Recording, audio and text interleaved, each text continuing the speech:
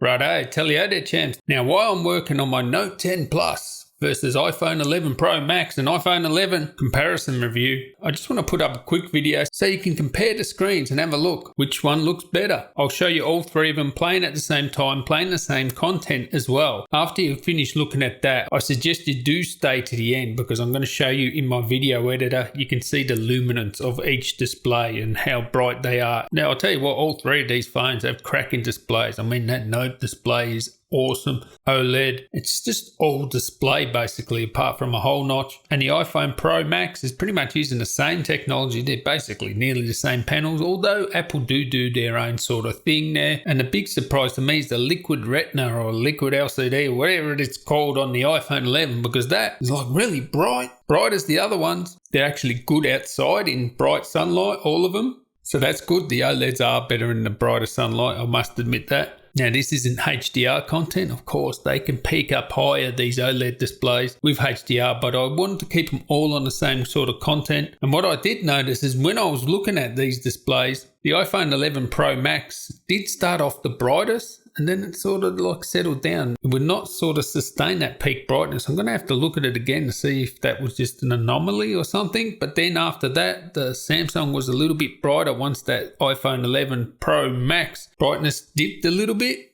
But the iPhone 11 LCD display, man, that's keeping up. It looks really good, super bright. It's really bright in the whites. I mean, I know the OLED have good inky blacks, but man, even though it's a lower resolution and everything, quite amazing how good that display is. And by the way, it's all at 1080p as well, because I have the Note in Full HD Plus. Now, if you know or you don't know, YouTube will not allow iPhones to use HDR, and they won't allow them to go more than 1080 because there's some sort of format war going on with video or something like that. You cannot view HDR content on an iPhone on YouTube, whereas the Note you can. And I think most people use YouTube the most. That's an advantage to the Note at the moment, although it is that artificial advantage that, obviously Google is stopping the iPhone to be able to view the HDR content on YouTube or hide in 1080p. Come on, guys. Work it out, fix it. Because I want to watch some nice HDR content on the iPhone on YouTube. Of course, you can go into Apple's TV app and get, HDR content there. But when I compare the HDR content, I want to make sure they're both using the same sort of video or the same sort of platform, not different,